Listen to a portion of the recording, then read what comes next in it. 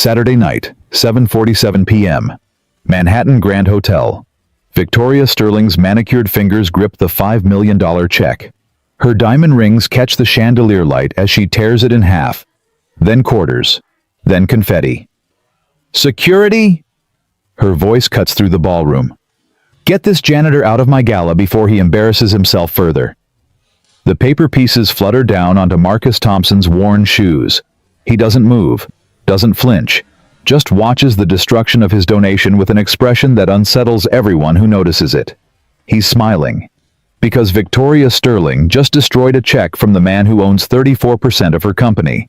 And she has no idea. Comment your city below, let's see how far this story travels. The charity gala had been running for exactly 2 hours and 43 minutes when Marcus Thompson walked through the grand entrance of the Manhattan Grand Hotel. He paused just inside the doorway, adjusting the collar of his dark suit. The fabric wasn't expensive. The cut wasn't fashionable. He'd bought it at Goodwill 3 years ago for his wife's funeral, and it still fit well enough. "Sir." The security guard stepped forward, hand raised. "Can I see your invitation?" Marcus reached into his jacket pocket and produced the cream-colored envelope. Gold lettering. Sterling Pharmaceuticals. Annual Charity Gala. His name printed clearly at the top. The guard studied it for a long moment, then studied Marcus, then the invitation again. "Wait here, please." Marcus waited. He was good at waiting. 30 years of mopping floors had taught him patience. So had raising a daughter alone. So had watching his wife die slowly in a hospital bed, while doctors explained that the treatment existed, but the funding didn't. The guard returned with a woman in a headset. She took the invitation, examined it, held it up to the light like checking for counterfeit bills. "Mr. Thompson." "That's right. And you're a guest?" "I'm a donor." They exchanged glances. The kind Marcus had seen 1,000 times. The kind that said, "This man doesn't belong here. Look at his clothes. Look at his shoes. Look at his skin." "Follow me, please." She led him through a side entrance rather than the main doors where photographers waited. Marcus noticed. He didn't comment. He'd learned long ago that some battles weren't worth fighting. The ballroom was everything he'd expected. Crystal chandeliers, ice sculptures, women in gowns that cost more than his annual salary, men in tuxedos discussing stock portfolios and golf handicaps, and everywhere the Sterling Pharmaceuticals logo. The company that had developed the treatment his daughter needed. The company he'd invested $847 million in over 5 years. The company that had no idea he existed. "There's a seating area near the service entrance," the woman said, gesturing vaguely toward a corner. "Perhaps you'd be more comfortable." "I'd like to find my table, please. I'm seated at table 7. Table 7 is the donor recognition section. That's for our platinum-level contributors. "I know." She stared at him. "Sir, platinum donors have contributed at least $5 million to tonight's cause." Marcus reached into his jacket and produced a second envelope. This one thicker. He handed it to her. "This is my contribution for tonight. I'd like to present it to Ms. Sterling personally if possible. It's for the Children's Oncology Wing." The woman opened the envelope. Her eyes widened slightly at the check inside, then narrowed with suspicion. "Wait here, Mr. Thompson. I'll need to verify this." She walked away quickly, heels clicking against the marble floor. Marcus stood alone near a pillar, watching the crowd swirl around him like water around a stone. No one acknowledged him. No one offered him champagne. A waiter carrying a tray of hors d'oeuvres walked past without stopping. 7 minutes later she returned, this time with backup. "Mr. Thompson, there seems to be an issue with your contribution." "What kind of issue?" "This check is for $5 million. "That's correct." "From someone named Marcus Thompson." "That's me." "Sir?" She lowered her voice, though not enough to prevent nearby guests from hearing. "This check is drawn on Thompson Family Trust. We have no record of any Thompson Family Trust in our donor database." That's because I've never donated under that name before. My previous contributions were anonymous. Previous contributions? Yes. The pediatric research wing, the oncology equipment, the clinical trial funding. I've been contributing to Sterling Pharmaceuticals' charitable arm for 5 years. The woman's expression shifted from suspicious to pitying, the kind of pity reserved for delusional people, for liars who'd been caught. Sir, I'm going to have to ask you to leave. I haven't done anything wrong. You're attempting to pass a fraudulent check at a high-profile charity event. That's fraud. That's criminal. The check is real. Call the bank if you'd like. It's Saturday night. Banks are closed. Call the emergency verification line. The number's on the back of the check. She didn't even glance at it. Security will escort you out. 2 guards appeared at Marcus's elbows. Large men, professional. Their hands weren't on him yet, but they would be soon. Ma'am, I'm asking you to verify the check before making assumptions. And I'm asking you to leave before we have to call the police. Is there a problem here? The voice cut through the tension like a blade. Clear, commanding, accustomed to obedience. Victoria Sterling approached with the confidence of a woman who owned every room she entered. Her gown was emerald green, custom designed, worth more than Marcus's house. Her jewelry sparkled. Her smile didn't. Victoria. The woman with the headset looked relieved. This gentleman was attempting to pass a fraudulent check. We were just escorting him out. Victoria's eyes traveled over Marcus slowly, taking in the Goodwill suit, the scuffed shoes, the gray in his hair, the calluses on his hands. A fraudulent check. $5 million. Obviously fake. Obviously. Victoria extended her hand. Let me see it. The woman handed over the check. Victoria examined it with theatrical scrutiny, turning it over, holding it up to the light. Her diamond rings caught the chandelier glow. Thompson Family Trust, she read aloud. Loud enough for nearby guests to hear. Loud enough for heads to turn. I don't recognize that name. My contributions have been anonymous, Marcus said quietly. I preferred it that way. Anonymous? Victoria's lips curved into a smile that didn't reach her eyes. How convenient. Ms. Sterling, if you just verify. Let me tell you what I see, Mr. Thompson. She stepped closer, still holding his check. I see a man who doesn't belong here. I see clothes from a thrift store. I see shoes that haven't been polished in years. I see someone who probably works in a building like this, but on the other side of the service entrance. Marcus said nothing. And I see a check for $5 million with a name no one has ever heard of, written by a man who looks like he couldn't afford the parking fee to get into this building. Appearances can be deceiving. Can they? Victoria laughed. It was a cold sound. Let me tell you something about appearances, Mr. Thompson. In my world, appearances are everything.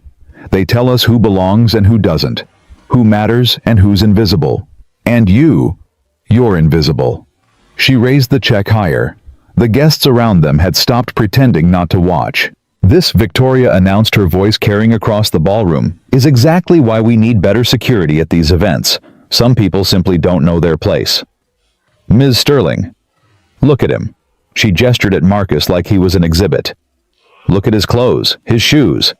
Does this look like a man who has $5 million? Does this look like someone who belongs at a platinum donor table? Scattered laughter rippled through the crowd. Cell phones appeared. Someone started filming. The check is real. Marcus said, his voice steady. If you'll just take a moment to verify. Verify what? That you stole a checkbook. That you found someone's financial information and decided to play pretend for an evening. I didn't steal anything. Then where did you get this? She waved the check. Where does a janitor get $5 million? Marcus's jaw tightened almost imperceptibly. How do you know I'm a janitor? Victoria's smile widened. Am I wrong? He didn't answer. He couldn't because she wasn't wrong. He was a janitor. He mopped floors at Lincoln Elementary School 5 days a week. He'd done it for 12 years. But that wasn't the whole story. That was never the whole story. That's what I thought. Victoria turned to her audience, playing to the cameras now. This is a teaching moment, everyone. This is why we can never let our guard down. The moment we show weakness, they exploit it. They, Marcus asked quietly. People who don't belong. People who think they can fake their way into spaces that were never meant for them. People who think a stolen check and a cheap suit can fool us. She held up the check again, making sure every camera could see it. I am so tired of this. Tired of people thinking they can walk into our events, our spaces, our world, and demand to be treated as equals when they haven't earned a single thing. Everyone earns their place differently, Marcus said. Oh, really? Victoria laughed. And what have you earned, Mr. Thompson? What have you contributed to society except mopping floors and apparently stealing checkbooks? Marcus looked at her steadily. I raised a daughter alone after my wife died. I worked 2 jobs for 15 years to give her everything she needed. And when she got sick, I did whatever it took to make sure she had access to the treatment that could save her life. For a moment, something flickered across Victoria's face. Something almost like hesitation. Then it vanished. A touching story. I'm sure you've rehearsed it many times. But touching stories don't make fake checks real. The check is real. Enough. Victoria's patience snapped. I've wasted enough time on this performance. Security, escort this man out. And hold him until police arrive. I want him charged with attempted fraud. The guards moved forward. Their hands closed around Marcus's arms. Wait, Marcus said. Just wait. Let me prove the check is real. How? Call the bank.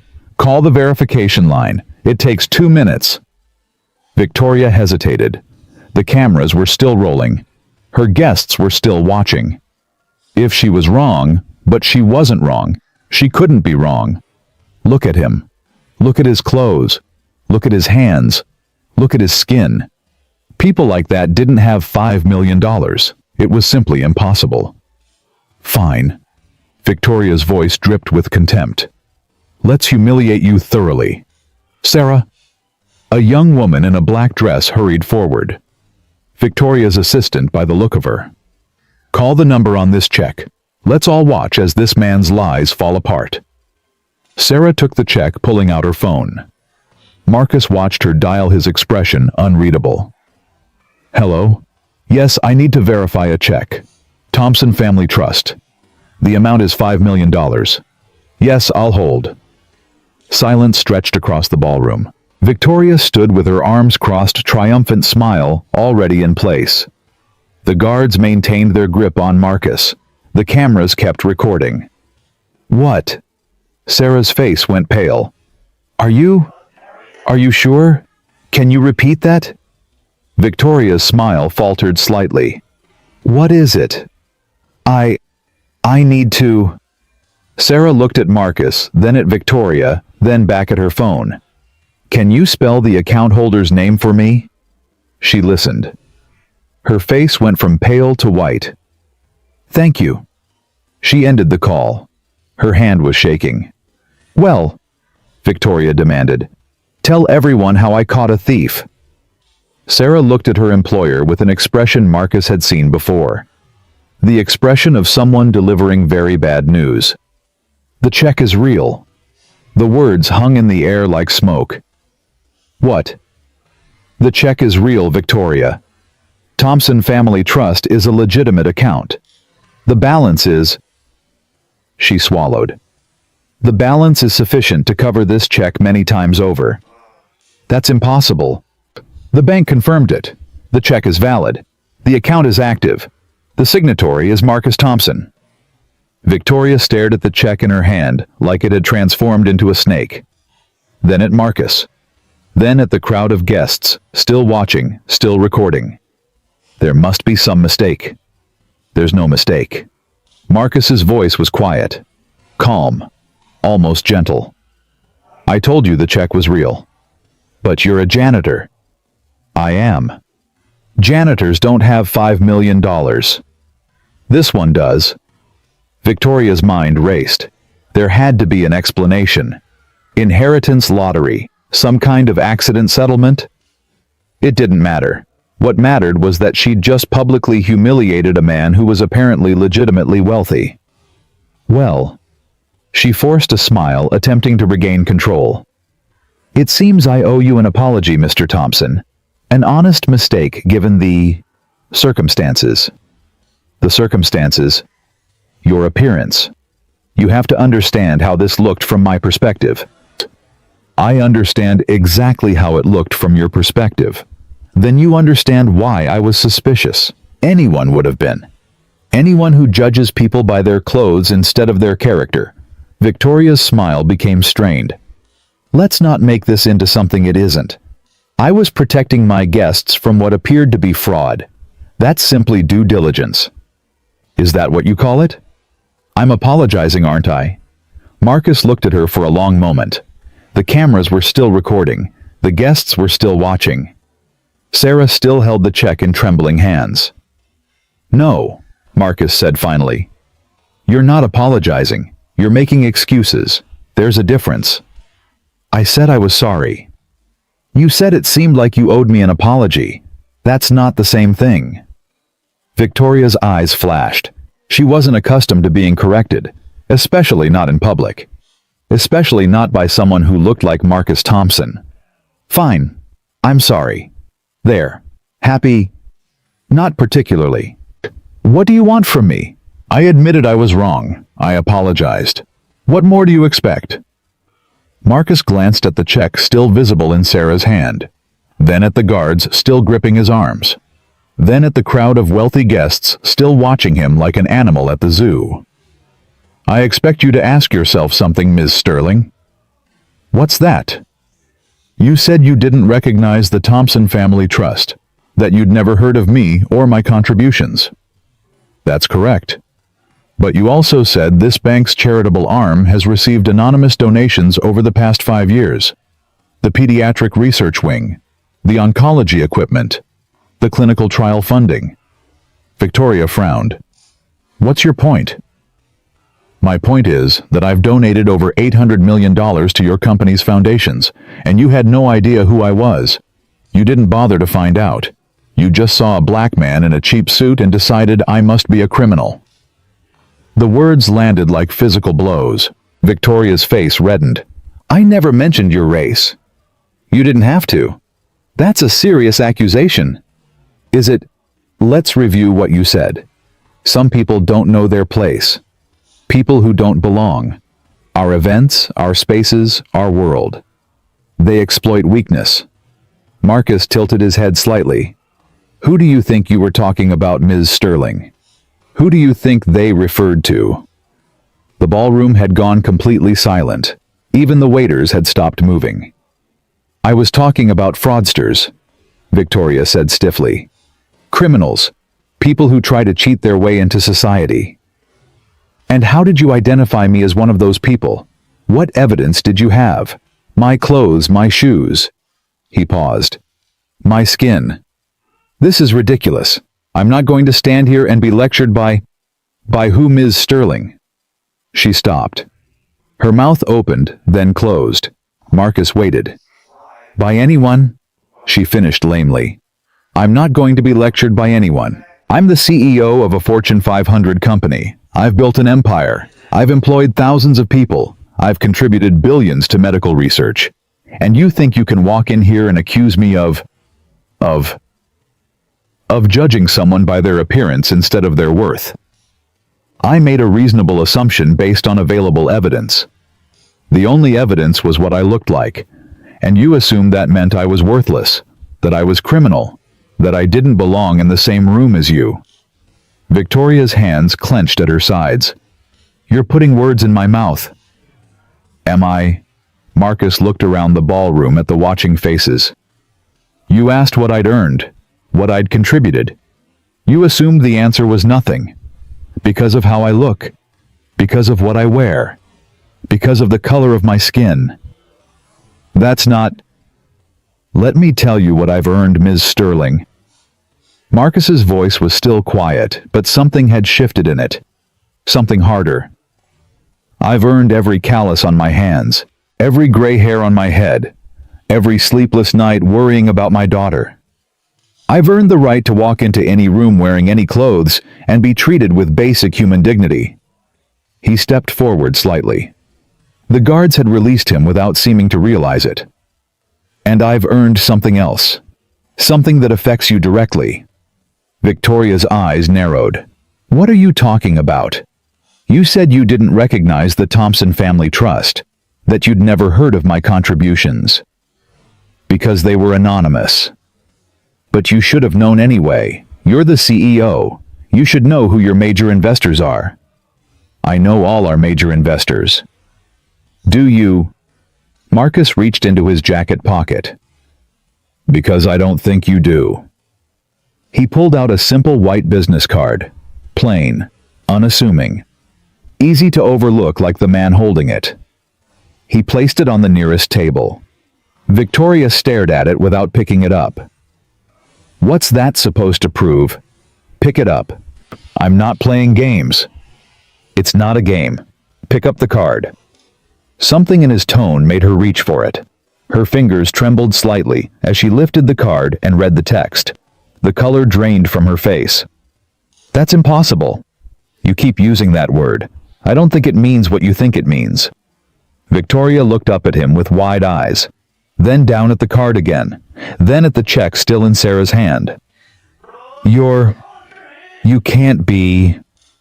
Thompson Family Trust, Marcus said quietly. 34% stakeholder in Sterling Pharmaceuticals, chairman of the investment board, the single largest individual donor to your company's charitable foundations. He let the words sink in. You just tried to have your biggest investor arrested for fraud, after publicly humiliating him, after calling him a thief, after implying he was a criminal because of how he looked. Victoria's mouth moved without producing sound. And you did it on camera. Marcus gestured at the phone still recording. In front of everyone, with multiple live streams broadcasting to thousands of viewers. The ballroom remained absolutely silent. Somewhere in the distance, a champagne cork popped absurdly out of place. Marcus looked at Victoria with an expression that was almost sad. You asked me what I've earned, Ms. Sterling, what I've contributed. Now let me ask you the same question. He leaned forward slightly. What have you earned tonight? What have you contributed? What exactly did your assumptions accomplish, except to destroy everything you thought you'd built? Victoria's hand shook. The business card fluttered from her fingers, landing silently on the marble floor. Marcus watched it fall.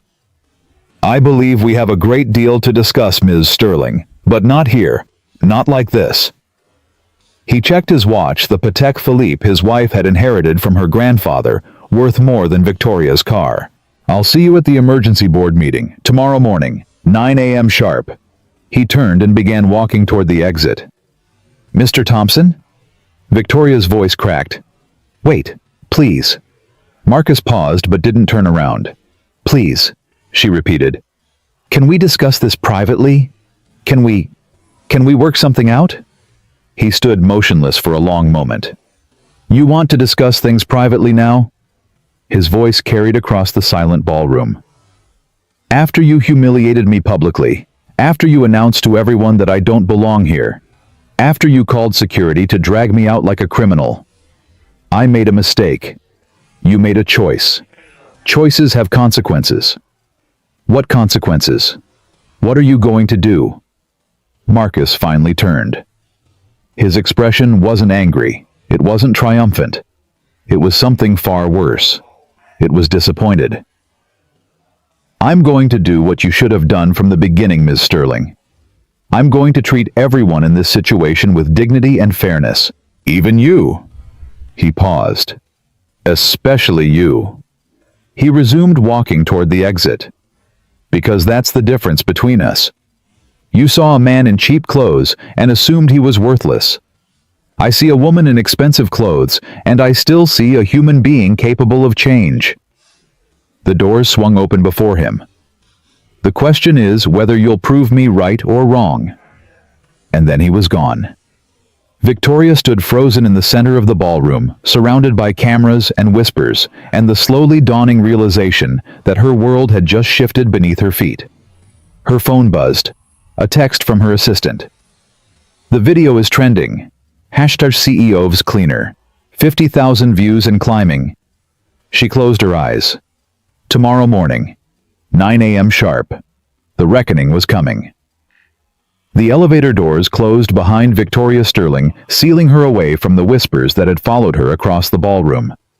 She leaned against the mirrored wall, pressing her palms flat against the cold surface to stop them from shaking. Her phone hadn't stopped buzzing since Marcus Thompson walked out. Texts from board members, calls from her PR team, notifications from social media platforms she'd never bothered to check personally. Sarah stood beside her, clutching a tablet, scrolling through the damage. "How bad?" Victoria asked without opening her eyes. "The video has 200,000 views. It's been 20 minutes." "Which video?" "All of them. There are at least 15 different angles. Someone already made a compilation." Sarah's voice wavered. "It's the number 3 trending topic on Twitter. Number 1 in New York." Victoria's stomach lurched. "What are they saying?" "You don't want to know." "Tell me." Sarah hesitated, then read from her screen. "CEO gets destroyed by janitor she tried to humiliate. Rich woman tears up check from her own investor. Karma is real and her name is Victoria Sterling." She paused. "Those are the polite ones." The elevator reached the penthouse floor. Victoria's private suite, reserved for nights when the gala ran late. She'd planned to celebrate here. Champagne with select donors. Congratulations on another successful event. Now it felt like a prison. "Get me everything on Marcus Thompson," Victoria said, striding into the suite. "Everything. His investment history, his background, his family. I want to know what we're dealing with." "I already started." Sarah pulled up files on her tablet. It's extensive." "Show me." Sarah handed over the tablet. Victoria sank onto the sofa, scrolling through documents that made her chest tighten with each passing page. Marcus Thompson, age 42, widower. One daughter, Emma, age 14. Currently employed as head janitor at Lincoln Elementary School. Annual salary $34,000. But that was just the surface. Wife Catherine Thompson, née Catherine Whitfield, deceased 3 years ago. Cause of death: Hartman's disease. Victoria's breath caught. Hartman's disease, the rare genetic condition that Sterling Pharmaceuticals had spent 7 years developing a treatment for. The treatment that had become their flagship humanitarian project. The treatment that had made Victoria a darling of the medical philanthropy world. She kept reading. Catherine Whitfield, only child of Robert and Eleanor Whitfield, sole heir to the Whitfield pharmaceutical fortune. "Oh God," Victoria whispered. "It gets worse," Sarah said quietly. The Whitfield family had been pioneers in pharmaceutical investment. Robert Whitfield had made his fortune backing biotech startups in the 1970s. When he died in 2015, his estate was valued at $3.2 billion. Everything went to Catherine. When Catherine died, everything went to Marcus, including a 34% stake in Sterling Pharmaceuticals, Victoria's own company. "He's been my biggest shareholder for 3 years," she said, her voice hollow. 3 years, and I didn't know. The investments were managed through the Thompson Family Trust. There was never a face attached to it, just lawyers and holding companies. But someone should have known. Someone should have told me. Would it have mattered? Victoria looked up sharply. "What's that supposed to mean?" Sarah flinched but didn't back down. "You saw him tonight before you knew any of this. You saw a black man in a cheap suit. You assumed he was a fraud. Would knowing he was rich have changed how you treated him? Of course it would have. That's the problem, Victoria. That's exactly the problem." Victoria opened her mouth to respond, then closed it. Because Sarah was right. She would have treated Marcus Thompson differently if she'd known he was wealthy. She would have smiled instead of sneered. She would have welcomed him instead of calling security. And that said something ugly about who she was. "What about his daughter?" Victoria asked, changing the subject. "You said she's 14. Sarah's expression darkened. "Emma Thompson. She was diagnosed with Hartman's disease 18 months ago." Victoria felt the blood drain from her face. She has what killed her mother. It's genetic. The mother was a carrier. The daughter developed symptoms young, early onset, more aggressive. Is she being treated? Is she on our protocol? She's been in Sterling Memorial Hospital for 6 weeks. Room 412, Pediatric Oncology Wing. Sarah paused. The wing that Marcus Thompson funded anonymously 3 years ago. Victoria set the tablet down. Her hands were shaking again. He funded the wing where his daughter is being treated. Yes. With money that my company... She couldn't finish the sentence. The check he tried to give you tonight was for the children's oncology expansion. He wanted to name it after his daughter, the Emma Thompson Pediatric Center. Sarah's voice cracked slightly. You tore it up on camera. Victoria pressed her hands against her face. The diamond rings that had sparkled so beautifully an hour ago now felt like weights dragging her down into a darkness of her own making. What have I done? Sarah didn't answer. There was nothing to say. Victoria's phone rang. She looked at the screen. Board member, Charles Whitmore, the oldest member of Sterling Pharmaceuticals' board of directors. Charles, she answered, trying to keep her voice steady. Victoria. His tone was ice. I assume you've seen the videos. I've seen them. Then you understand why I'm calling. The board is concerned. The board should be concerned about context, Charles. This was a misunderstanding. A mistake in judgment. A mistake in judgment? Charles laughed bitterly. You publicly humiliated the man who owns more of this company than you do. You called him a criminal. You accused him of fraud. And you did it while cameras were rolling. I didn't know who he was. That's not an excuse, Victoria. That's an indictment. You didn't know who he was because you didn't bother to find out. You saw a black man in inexpensive clothes and you decided he was worthless. That tells us something about your judgment that no amount of spin can fix. Victoria's grip tightened on the phone. What are you saying, Charles? I'm saying there will be an emergency board meeting tomorrow morning, 9 a.m. Marcus Thompson called it himself. He has the authority. Charles paused. And I'm saying you should prepare for the possibility that this meeting will not go well for you. The board wouldn't remove me over one incident. One incident that's been viewed by 500,000 people and counting. One incident that makes the company look racist and elitist.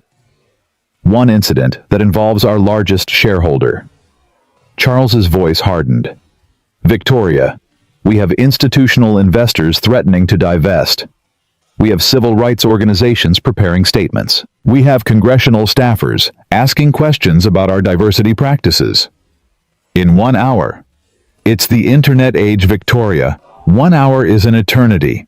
By morning, this will be the only story anyone's talking about. Victoria closed her eyes. What do you suggest I do? Pray, apologize, and hope that Marcus Thompson is a more forgiving man than you deserve. He hung up. Victoria sat motionless, the dead phone still pressed against her ear. Outside the penthouse windows, Manhattan glittered with 1,000,000 lights. She'd always loved this view. The city spread beneath her like a kingdom waiting to be conquered. Now it felt like a jury waiting to deliver its verdict. Sarah? Yes. Find out where Marcus Thompson is staying tonight. I need to talk to him before the board meeting. Victoria, I don't think... Just find him. Sarah nodded reluctantly and left the room. Victoria sat alone in the penthouse, surrounded by luxury she'd spent her entire life acquiring. The gown, the jewelry, the view, all the trappings of success that she'd been so proud of an hour ago. None of it meant anything now. Because Marcus Thompson had been right. She had judged him by his appearance.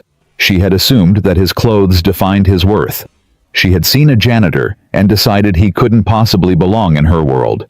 And she'd been wrong. Catastrophically, publicly, irredeemably wrong. But worse than being wrong was the question that kept echoing in her mind. Would she have treated him differently if he'd been white? The answer, she realized with sick certainty, was yes. She would have been suspicious. She would have questioned the check. But she wouldn't have torn it up. She wouldn't have called him a thief. She wouldn't have announced to the entire ballroom that he didn't know his place. Those words haunted her now. His place. As if some people were born with places and others had to earn them. As if worth was determined by skin color and wardrobe choices. Her phone buzzed. A text from Sarah. He's at Sterling Memorial Hospital, visiting his daughter, room 412.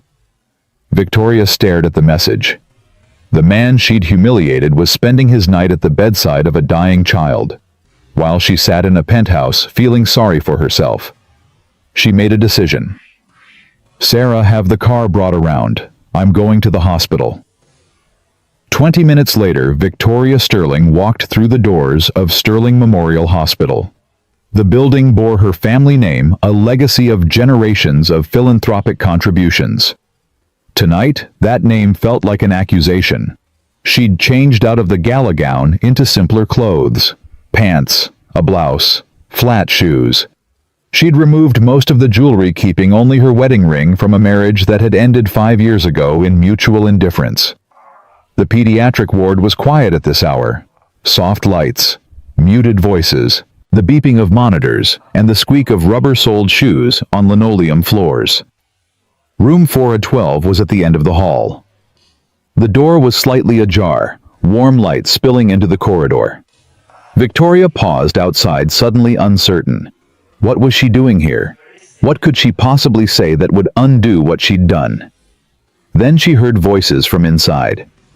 "Dad, you're not telling me what happened." A girl's voice, young but knowing. The voice of someone who'd learned too early that adults kept secrets. "Nothing happened, sweetheart. The gala was fine." Marcus's voice, tired but gentle. The voice of a father protecting his child from hard truths. "Then why are you here? You were supposed to stay for the dinner. You were supposed to meet the researchers." "I decided I'd rather be here with you." "Dad." The girl's voice sharpened. "I'm not stupid. Something happened. I can see it on your face." A pause. Victoria held her breath. "There was a misunderstanding with the CEO." "What kind of misunderstanding?" "She didn't know who I was. She thought the check was fake." "So you explained who you are?" Eventually, the girl's voice rose. "Dad, what did she do?" Marcus didn't answer immediately. When he spoke, his voice was heavy with something Victoria couldn't identify. Disappointment, maybe. Or exhaustion. "She tore up the check, Emma, in front of everyone." Silence. "She tore up $5 million, our donation for the children's wing." "Yes. Because she didn't believe you could be rich. Because she didn't believe someone who looked like me could be rich." Victoria's heart clenched. Hearing her own prejudice described so simply, so matter-of-factly, stripped away every excuse she'd been building in her mind. "That's racist, Dad." "I know, sweetheart." "Are you going to sue her?" "No." "Why not? She humiliated you. She destroyed our donation. She..." "Emma." Marcus's voice was firm but kind. "Suing her won't change anything. It won't change what she believes. It won't make her see people differently." "Then what will?" "I don't know yet, but I'm hoping that consequences will teach her what lawsuits never could." "What consequences?" "Tomorrow morning there's a board meeting. I'm going to ask some questions about how this company treats people, not just me, everyone."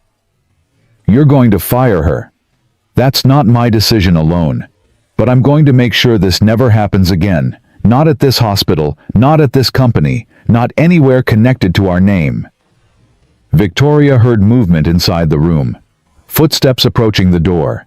She stepped back, suddenly aware that she was eavesdropping on a private conversation between a father and his sick child. But she wasn't fast enough. The door swung open. Marcus Thompson stood in the doorway, his expression shifting from surprise to recognition to something colder. "Ms. Sterling." "Mr. Thompson." Victoria's voice came out smaller than she intended. I came to apologize. At 11 o'clock at night, at my daughter's hospital room. I know it's not appropriate. I know I should have waited, but I couldn't." She trailed off suddenly, aware of how pathetic she sounded. "You couldn't what?" "I couldn't sleep knowing what I did. I couldn't just sit in my penthouse and wait until morning." Marcus studied her for a long moment. His eyes were tired but sharp. The eyes of a man who'd seen too much to be easily fooled. "My daughter is awake," he said finally. "She heard your name. She wants to meet you." Victoria blinked. "She wants to meet me. She wants to see what kind of person does what you did." Marcus stepped aside. "Come in, Ms. Sterling, but be warned. Emma is more honest than I am, and she's not going to make this easy for you." Victoria hesitated on the threshold. Through the doorway, she could see a hospital bed, a tangle of IV lines, and a small figure propped against pillows. A girl with her father's eyes and her mother's stubborn chin. A girl dying from the same disease that had killed her mother. A girl whose treatment was funded by money that Victoria had tried to dismiss as fraud. Victoria took a deep breath and stepped into the room. Emma Thompson looked exactly like the photo in Sarah's files, except thinner. The treatment had taken its toll. Her skin was pale. Her arms were marked with needle scars. A knit cap covered what Victoria suspected was treatment-related hair loss. But her eyes were alive, fierce, unafraid. "So you're the one who tore up my dad's check?" Victoria stopped a few feet from the bed. "Yes, I am. He was going to name the children's wing after me. Did you know that? I do now. $5 million, ripped up like garbage, in front of cameras." "Yes." Emma tilted her head, studying Victoria with uncomfortable intensity. "Why?" The question hung in the air. Simple, direct, devastating. "Because I made assumptions," Victoria said slowly. "Because I saw your father's clothes and decided he couldn't be wealthy. Because I judged him without knowing anything about him. Because he's black." Victoria flinched. I don't think... Dad told me what you said. Some people don't know their place. They exploit weakness. Our events, our spaces, our world." Emma's voice was steady. "I'm 14 years old, and I know what those words mean. Don't pretend you don't." Victoria opened her mouth to defend herself, then closed it. What could she say? The girl was right. Everything she'd said at the gala carried racial undertones she'd been too arrogant to acknowledge. "You're right," she said finally. "I made racist assumptions. I saw your father and I decided he didn't belong because of how he looked. There's no excuse for that." "Is that supposed to be an apology?" "It's supposed to be the truth." Emma looked at her father, who stood silently by the window. Then, back at Victoria. "My mom used to say that apologies without action are just words, just noise people make to feel better about themselves." Victoria felt the weight of that statement settle on her shoulders. "Your mother sounds like she was a wise woman." "She was. She also had this disease." Emma gestured at the IV lines, the monitoring equipment, the clinical sterility of the room. "She died 3 years ago, right here in this hospital, in a room down the hall." "I'm sorry." "Everyone's sorry. Sorry doesn't cure anything." Emma's voice hardened. "But money does. Research does. Treatments that your company developed with donations that my father gave. Donations that I had no idea came from him. That's the point, isn't it?" Emma leaned forward slightly. "He gave anonymously. He didn't want credit. He just wanted to help kids like me. And when he finally showed up in person, when he tried to give even more, you treated him like a criminal." Victoria had no response. Every word from this dying 14-year-old girl cut deeper than any board meeting ever could. "My father worked as a janitor for 12 years, Emma continued. "Even after he inherited billions. Even after he could have retired and never worked another day. Do you know why? No. Because he wanted to stay connected to real people, regular people, people who don't judge each other by their clothes or their cars or their zip codes." Emma's eyes never left Victoria's face. He wanted to remember what it felt like to be invisible, so he'd never treat anyone else that way. Victoria felt tears building behind her eyes. She blinked them back, knowing she had no right to cry. Not here.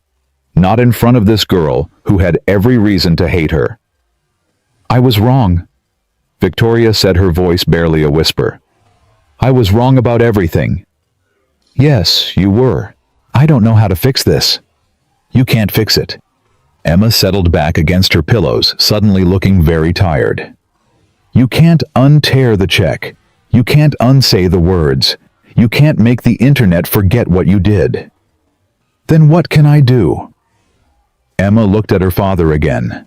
Something passed between them. A silent conversation that Victoria couldn't read. "You can change," Emma said finally. "Not just apologize. Actually change. Change how you see people. Change how your company treats people. Change everything you thought you knew about who deserves respect." "I don't know if I can do that." "Then you're not really sorry. You're just scared of consequences." The words hit Victoria like a physical blow. Because Emma was right. Everything she'd done tonight, coming to the hospital, finding Marcus standing in this room, all of it was about managing consequences. Saving her job. Protecting her reputation. Not one moment had been about genuinely understanding what she'd done wrong. "You're right," Victoria admitted. "I came here for the wrong reasons." Emma nodded slowly. "At least you're honest about it now. That's something. What would the right reasons be?" "I don't know. Maybe wanting to be a better person. Not because you got caught being a bad one, but because you actually want to change who you are." Victoria looked at this girl, this 14-year-old dying child, and saw more wisdom than she'd encountered in decades of corporate boardrooms. "I don't know who I am anymore," Victoria said quietly. "Tonight showed me something about myself I didn't want to see." "Then look at it anyway." Emma's voice softened slightly. "That's what Dad always says. Look at the ugly parts of yourself. Don't pretend they're not there. Face them. Then decide if that's who you want to be." Marcus stepped forward, touching his daughter's shoulder. "That's enough for tonight, sweetheart. You need rest." "I know, Dad." Emma looked at Victoria one last time. "I don't forgive you. I'm not ready. Maybe I never will be. But I hope you actually try to change. Not for yourself. For everyone else who looks at you and sees power. Show them what power can do when it's used for good instead of judgment." Victoria nodded, not trusting herself to speak. "Good night, Ms. Sterling." Victoria turned and walked toward the door. Behind her, she heard Marcus speaking softly to his daughter, adjusting her blankets, checking her medications. At the doorway, she paused. "Mr. Thompson." He looked up. "I'll see you at the board meeting tomorrow, and I want you to know, whatever you decide, whatever happens, I won't fight it. I'll accept whatever consequences the board determines." Marcus studied her for a long moment. "That's not for you to decide, Ms. Sterling. That's for the people you've hurt, and the people who depend on this company to do the right thing." "I understand. Do you—" He walked toward her, stopping just inside the doorway. "Because here's what I think.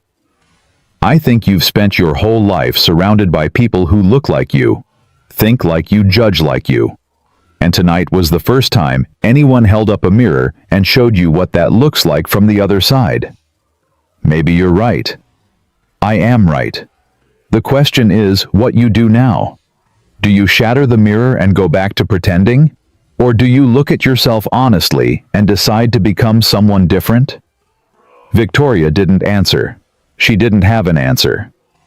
"Go home, Ms. Sterling. Get some sleep. Tomorrow will be difficult." Victoria nodded and walked away, leaving Marcus Thompson standing in the doorway of his daughter's hospital room. Behind her, the quiet beeping of monitors continued their steady rhythm. The sound of a life hanging in the balance. The sound of consequences measured not in dollars or stock prices, but in breaths and heartbeats. Victoria Sterling walked through the silent halls of the hospital that bore her family name. Past rooms filled with sick children and worried parents. Past nurses working the night shift. Past the memorial wall listing donors who had given their money to save lives. She stopped in front of the wall, scanned the names, found what she was looking for. Anonymous donor, $847 million. Pediatric research wing, oncology equipment, clinical trial funding. Marcus Thompson, the janitor, the billionaire. The man she had dismissed as worthless. He had given more to this hospital than Victoria's entire family had given in 3 generations, and she had torn up his check on camera. Victoria pressed her hand against the wall, feeling the weight of every name, every donation, every life saved by people who gave without expecting recognition. Tomorrow she would face the board. Tomorrow she would learn her fate. Tomorrow everything might change. But tonight she stood alone in the hospital hallway, finally understanding what Marcus Thompson had known all along. Worth isn't measured by clothes or skin color or the size of someone's bank account. Worth is measured by how you treat people when you think no one is watching. And Victoria Sterling had failed that test spectacularly. The question now was whether she could ever pass it again. Victoria didn't sleep that night. She sat in her penthouse, watching the view count climb. 500,000, 750,000, 1 million.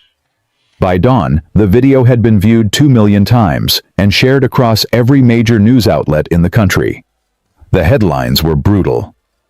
Sterling Pharmaceuticals CEO caught on camera in racist tirade. Billionaire janitor humiliated by woman who works for him. The $5 million check that exposed corporate America's ugliest secret. Sarah called at 6 a.m. with an update Victoria didn't want to hear. 3 institutional investors have already announced they're reviewing their positions. 2 civil rights organizations are preparing formal complaints. And CNN wants a statement before the morning shows. "No statement," Victoria said. "Not until after the board meeting." "Victoria, the silence is making it worse. People think you're hiding." "I am hiding. I'm hiding from myself." Victoria stared at her reflection in the darkened window. "What time is it?"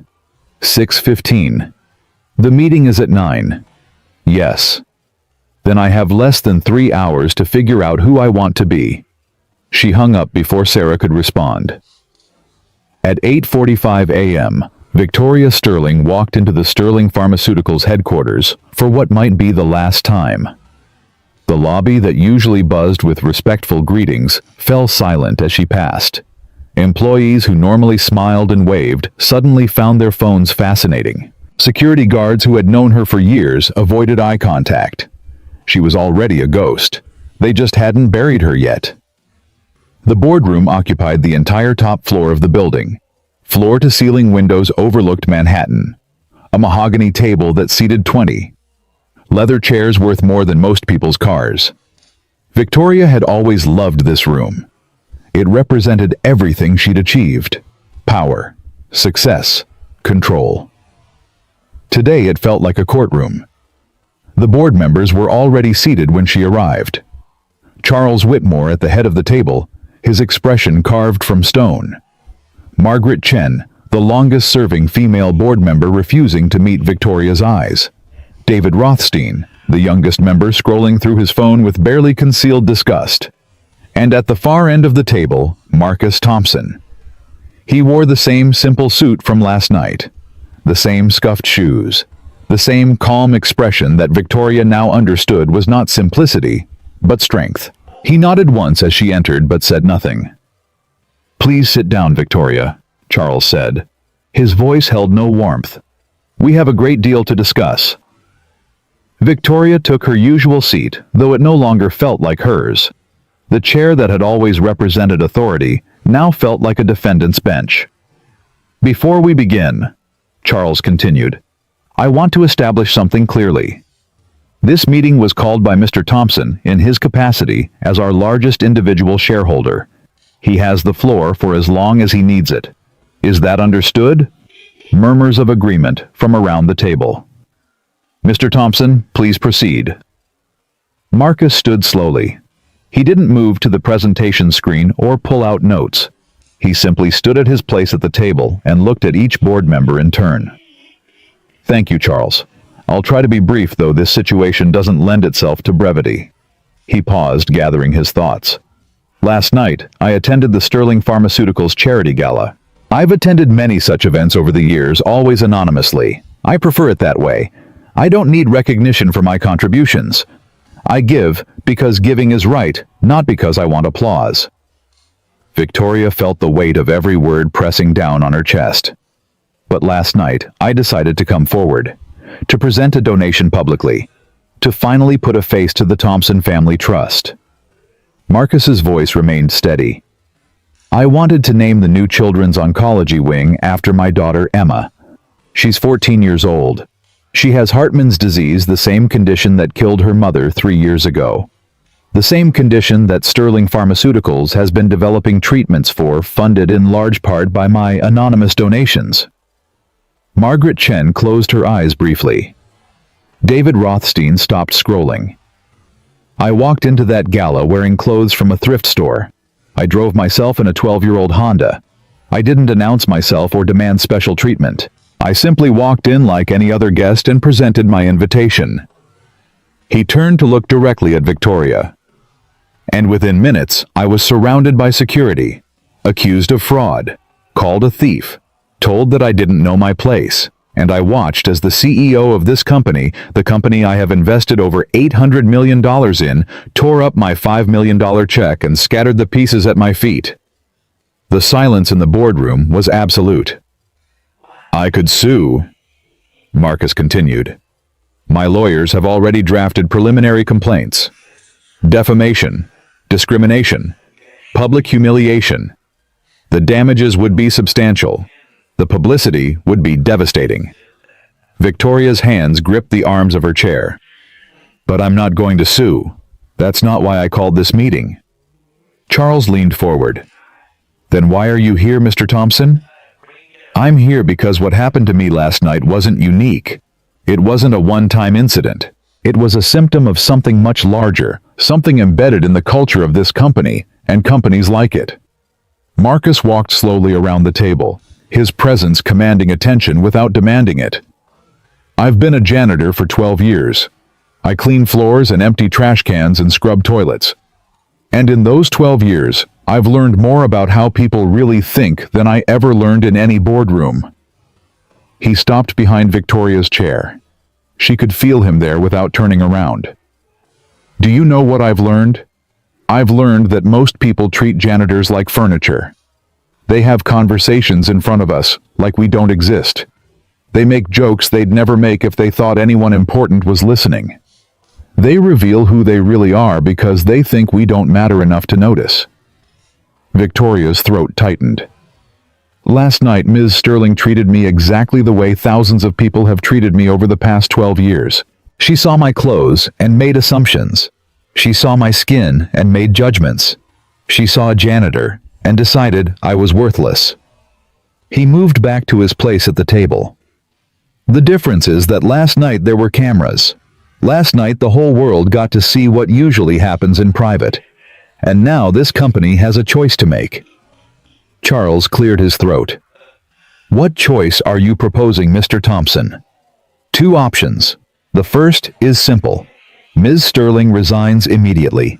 The board issues a public apology. Life goes on more or less as before. The scandal fades. The stock price recovers. Everyone pretends this was an isolated incident involving one bad actor." Victoria's heart hammered in her chest. "And the second option?" Charles asked. Marcus looked at Victoria for a long moment before answering. The second option is harder, much harder, but it's the only one that actually changes anything. He pulled a folder from his jacket pocket and placed it on the table. This is a comprehensive plan for cultural reform at Sterling Pharmaceuticals.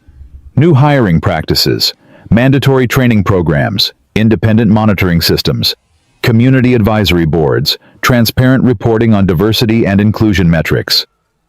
David Rothstein reached for the folder, flipping through its pages with growing interest. Implementation would cost approximately $50 million over 3 years, Marcus continued. I'm prepared to fund it entirely through the Thompson Family Trust. In exchange, I want 3 things. Name them, Charles said. First, Ms. Sterling stays. Victoria's head snapped up. She stared at Marcus in disbelief. She stays, Marcus repeated, but not as CEO. She steps down to a newly created position, Chief Culture Officer. Her only job for the next 2 years will be implementing these reforms, attending the training sessions, meeting with community leaders, learning what she should have learned long before last night. You want to keep her? Margaret Chen asked, clearly confused. I want to transform her. There's a difference. Marcus turned to face Victoria directly. Firing you would be easy. It would make headlines. It would satisfy the people calling for blood. But it wouldn't change anything. You'd be gone, but the culture that created you would remain. Victoria found her voice. Why? After what I did to you, why would you want me to stay? Because my daughter asked me a question last night after you left the hospital. She asked what would actually make things better, not what would feel satisfying, not what would punish you, what would actually create change. He sat back down, folding his hands on the table. I've thought about it all night, and I realized that the answer isn't revenge, it's redemption. Not for your sake, Ms. Sterling, for everyone who looks at you and sees power, everyone who will watch what happens next and learn from it. Charles looked around the table. And your other 2 conditions. Second, the Children's Oncology Wing will be named the Emma and Catherine Thompson Center. My daughter and my wife, both victims of the disease your company is working to cure. Done, Charles said immediately. And the third, Marcus paused. When he spoke again, his voice was softer. My daughter is running out of time. The standard treatment protocol isn't working as well as hoped. There's an experimental therapy still in trials that might give her a better chance. I want Sterling Pharmaceuticals to expedite her access to that therapy.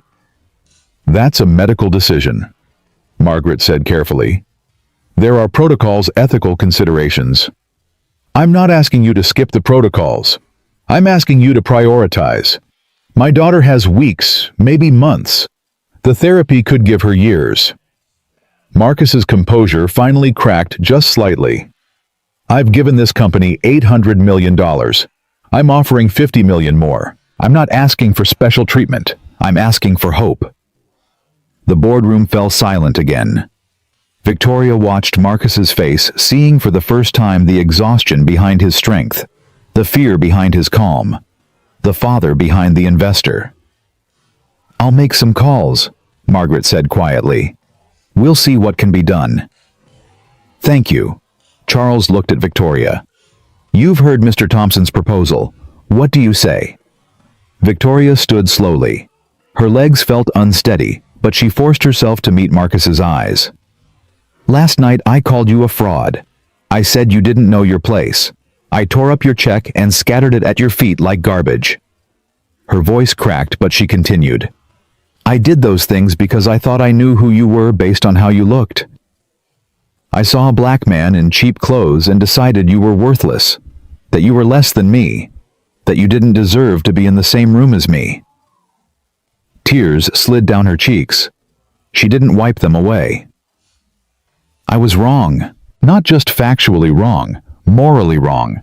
I've spent my entire career building power, and I never stopped to think about who I was stepping on to get it, who I was dismissing, who I was treating as invisible. She turned to face the full board. I accept Mr. Thompson's conditions, all of them, not because I'm afraid of losing my job or my reputation, Because he's right. Firing me would be easy. It would let everyone feel good for a moment, but it wouldn't change anything. She looked at Marcus again. I want to change. I don't know if I can. I don't know if it's possible to unlearn 52 years of assumptions and prejudices. But I want to try. Not for myself. For every person I've dismissed without knowing. Every janitor I've walked past without seeing. Every person I've judged by their clothes or their skin or their job title. Victoria sat back down exhausted. That's my answer. Whatever you decide, I'll accept. Charles looked around the table. We'll vote. All in favor of accepting Mr. Thompson's proposal. One by one hands rose. Margaret, David, the others. Finally, Charles himself. The motion passes unanimously.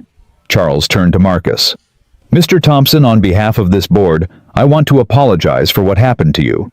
Not just last night, but for all the times this company failed to create a culture where last night would have been impossible. Thank you, Charles, but I don't need apologies. I need action. Marcus stood. The reform plan has a timeline. I expect weekly progress reports, and I expect to see Ms. Sterling at the first community meeting next week. I'll be there, Victoria said quietly. Marcus gathered his folder and moved toward the door. Then he stopped. One more thing. The video from last night is still spreading. By the end of today, it will have been seen by 10 million people. That's 10 million people who watched me get humiliated, who watched a wealthy white woman treat a black man like a criminal. He turned to face the room. I can't undo that. No one can. But I can control what comes next. So I'm going to hold a press conference this afternoon. I'm going to tell everyone what happened last night and what's happening now. I'm going to show them that consequences matter, but redemption matters more. Victoria's breath caught. I'm going to ask you to stand beside me, Ms. Sterling. Not to defend yourself. Not to make excuses. Just to show people that you're willing to face what you did and work to become someone different. I'll be there, Victoria said again. Marcus nodded once and walked out of the boardroom. The door closed behind him. Victoria sat in the silence that followed, feeling the weight of what had just happened settle over her like a second skin. She was no longer CEO. She was no longer the most powerful person in this building. Everything she'd spent her life building had been stripped away in one night. And somehow, impossibly, she felt lighter. Charles stood. We have a lot of work to do. Victoria, I suggest you start reviewing Mr. Thompson's reform plan. You'll be the one implementing it. Yes, Charles. And Victoria? He paused at the door. What Mr. Thompson is offering you is more than you deserve. Don't waste it. He left. The other board members followed one by one until Victoria sat alone in the empty boardroom. She pulled Marcus's folder toward her and began reading. The plan was comprehensive, detailed, thoughtful. It addressed hiring practices and promotion policies and customer service protocols and community engagement and employee training and a dozen other areas Victoria had never thought to examine. Every page was a mirror reflecting back all the ways she'd failed without knowing it. All the systems she'd perpetuated without questioning. All the people she'd harmed without seeing. She read for 2 hours, making notes, highlighting sections, forcing herself to confront every uncomfortable truth. At noon, Sarah appeared at the door. The press conference is in 2 hours. Mr. Thompson's team sent over talking points. I don't need talking points. Victoria, this is going to be the most watched press conference of the year. You need to be prepared. I am prepared. Victoria closed the folder. I'm going to tell the truth, all of it. No spin, no deflection. Just the truth about who I was and who I'm trying to become. That's risky. Everything worth doing is risky. Victoria stood smoothing her clothes. Do I look like someone who just lost everything and found something better? Sarah studied her for a long moment. You look different. I can't explain how, but different. Good. That's exactly right. The press conference was held in the hospital lobby in front of the donor wall where Marcus Thompson's anonymous contributions were listed. Hundreds of reporters filled the space.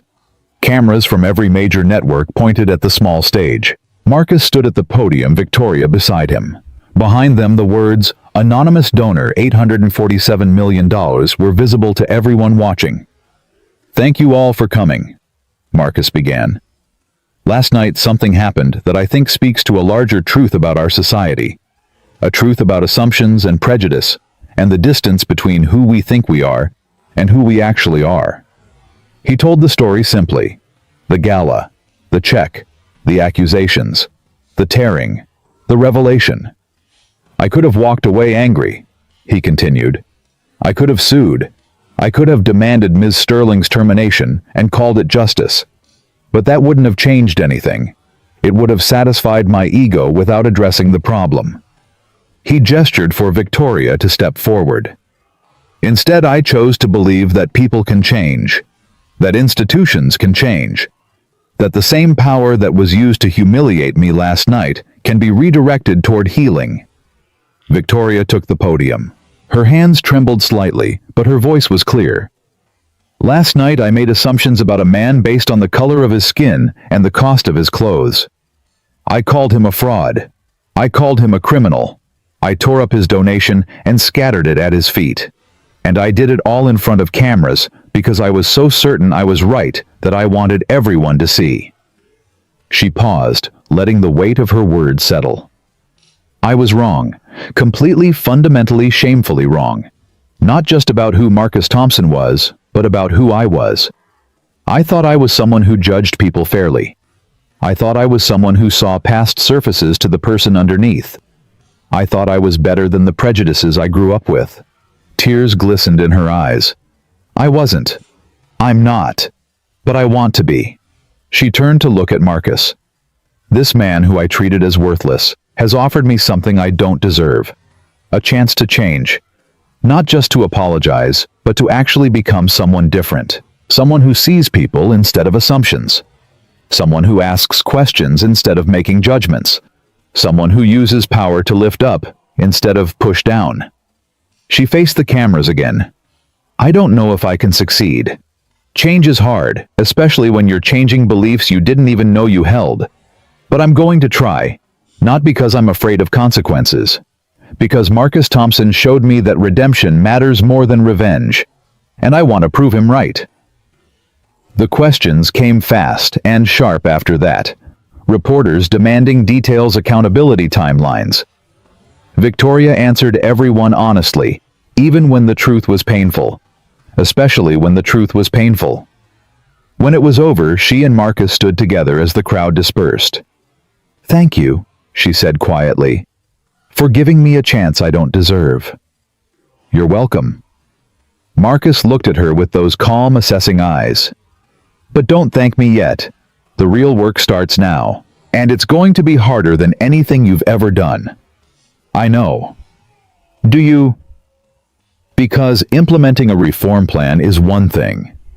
Changing who you are is something else entirely. It means looking at yourself honestly every single day. It means admitting when you fail. It means starting over again and again until the change becomes real. "I understand." "I hope so." He turned to leave, then paused. "Emma wants to see you again. She has more questions." Victoria's heart clenched. "I'd like that, if she's willing." "She's willing. She doesn't forgive you yet, but she believes people can change." A ghost of a smile crossed his face. She learned that from her mother. He walked away, leaving Victoria standing alone in the hospital lobby. Around her, the normal rhythms of the hospital continued. Doctors rushing between patients, families waiting for news, children in wheelchairs being pushed by volunteer aides. Victoria watched them all, seeing them in a way she never had before, not as obstacles or background noise or people beneath her notice, as human beings, each with their own story, their own worth, their own dignity. It was a small change, invisible to anyone watching. But Victoria felt it like a seismic shift. For the first time in her life, she was actually seeing the world instead of just looking at it. And she understood finally what Marcus Thompson had known all along. Real power wasn't about status or money or position.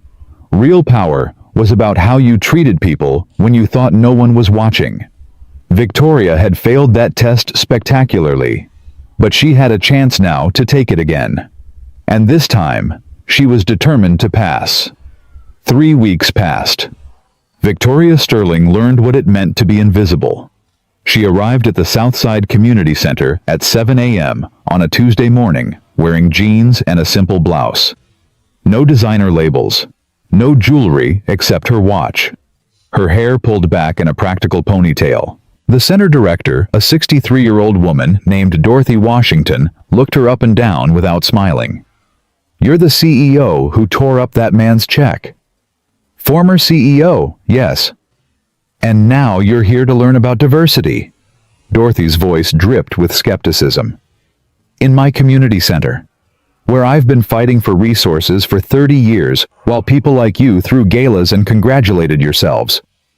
Victoria felt the words land like physical blows.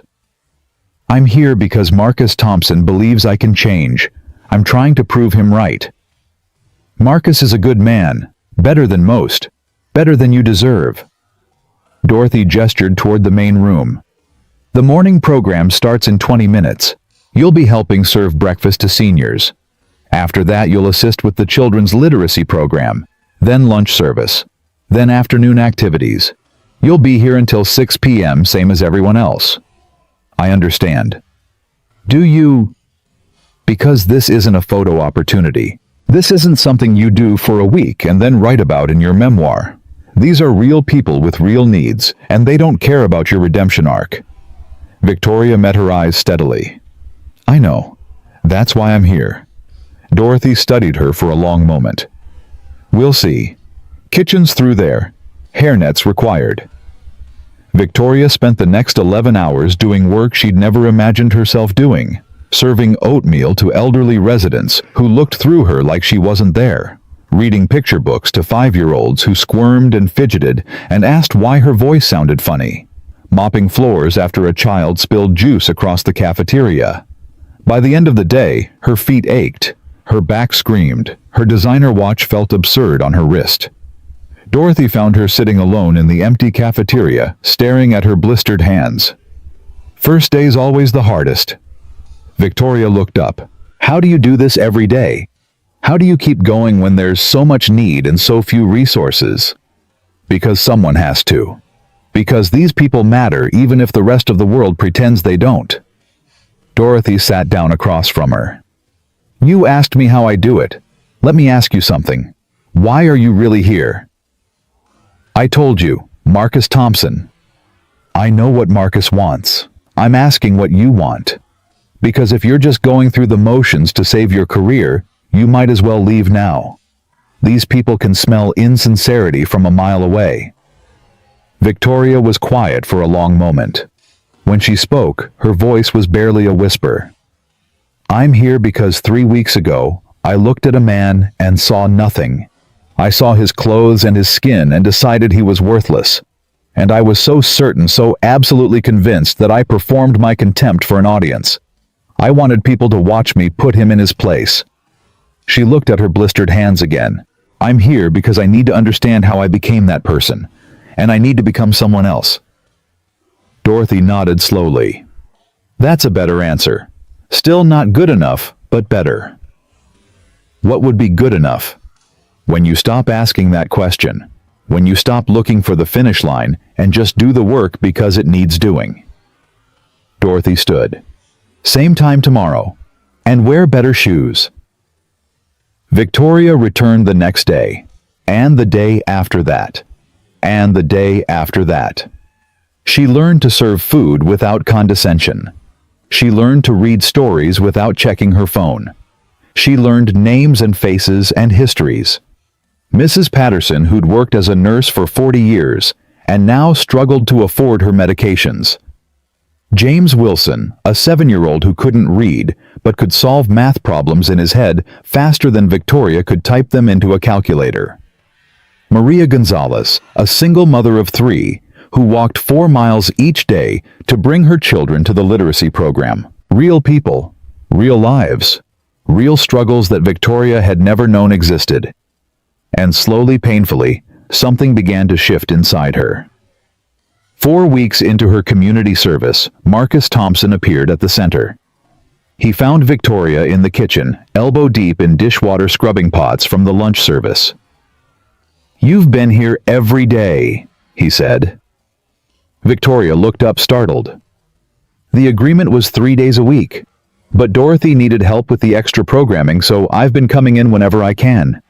I heard. Dorothy called me. She said you've been surprising her. Is that good or bad?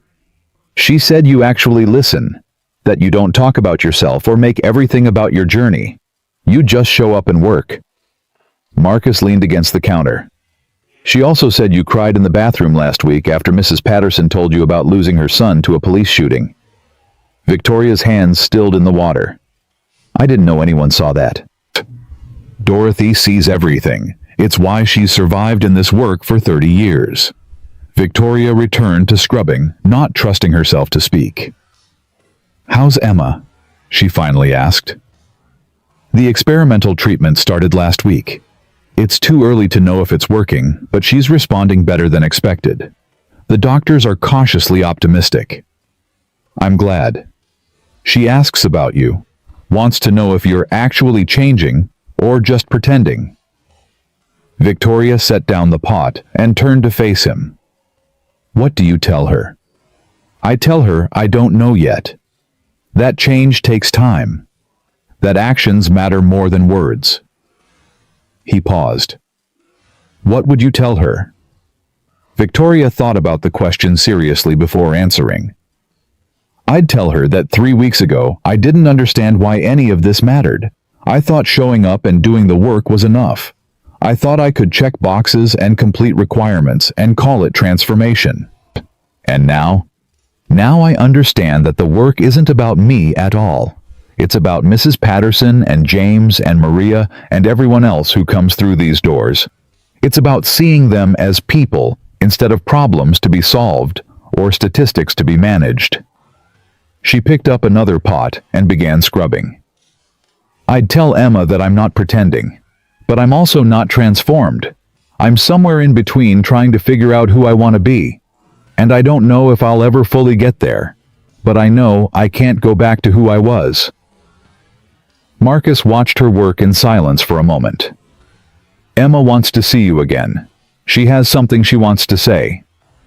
When? Tonight. If you're not too tired. Victoria looked at her wrinkled hands, her stained clothes, her aching body. I'll be there. That evening, Victoria walked into room 412 of Sterling Memorial Hospital for the second time. Emma Thompson sat propped against pillows, looking thinner than before, but with brighter eyes. You came.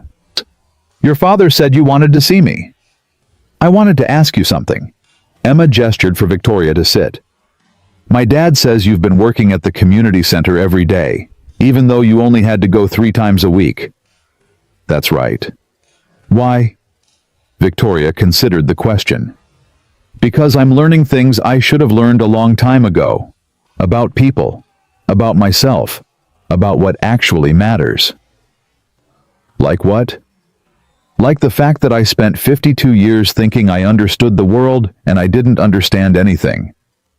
I thought success meant power and money and status. I thought I was better than people who had less than me. I thought my achievements made me valuable, and other people's struggles made them weak. Emma listened without interrupting. I was wrong about all of it. Success isn't about what you accumulate. It's about what you contribute. And I haven't contributed anything real in my entire life. I've just taken and convinced myself I deserved it. That's pretty harsh. It's the truth. The community center taught me that. Every person there has overcome more obstacles in a single year than I've faced in my whole life. And they don't complain. They don't feel sorry for themselves. They just keep going, keep fighting, keep showing up for each other. Victoria leaned forward slightly. Your father does that too. He could have retired years ago. He could have lived in a mansion and never worked another day. Instead, he chose to mop floors so he wouldn't forget what real life looks like, so he wouldn't become like me. Emma was quiet for a moment. I was pretty hard on you that first night. You were honest. That's not the same thing. My mom used to say that honesty without compassion is just cruelty. Emma's voice softened. I think I was cruel to you. You were a 14-year-old girl defending your father from someone who had just humiliated him. You had every right to be angry. Maybe, but anger doesn't change anything. Dad taught me that. Emma pulled a folded piece of paper from under her pillow. I wrote you something. It's probably stupid, but I wanted you to have it. Victoria took the paper carefully. Inside was a handwritten letter, the writing shaky but determined. Dear Ms. Sterling, Emma had written, I've been thinking about what you said that night in my hospital room, about not knowing who you are anymore. I think that's actually a good thing. My mom used to say that the most dangerous people are the ones who are certain they're right. She said growth only happens when we're willing to be wrong. Victoria's eyes blurred with tears. I don't forgive you for what you did to my dad. Not yet. Maybe not ever. But I believe you're trying to change, and I think that matters. My dad always says that who we become is more important than who we were. So maybe instead of focusing on the person you used to be, you should focus on the person you want to become. This is the hardest part to write, but I want to say it anyway. Thank you for not giving up. Thank you for showing up at the community center even when you didn't have to. Thank you for trying to be different. That takes courage that I'm not sure I would have. My mom died believing that everyone deserves second chances. I'm trying to believe that too. So this is me giving you a second chance. Don't waste it. Victoria finished reading and sat motionless, tears streaming down her face. You don't have to cry, Emma said softly. It's just a letter. It's not just a letter. Victoria's voice broke. It's the most important thing anyone has ever said to me. Really? Really, because you didn't have to write it. You didn't have to give me anything. You had every reason to hate me forever. Victoria looked up at the 14-year-old girl who had somehow become her teacher. Why didn't you? Emma shrugged slightly. Because hate is heavy, and I'm already carrying enough. The words hit Victoria harder than any criticism ever had.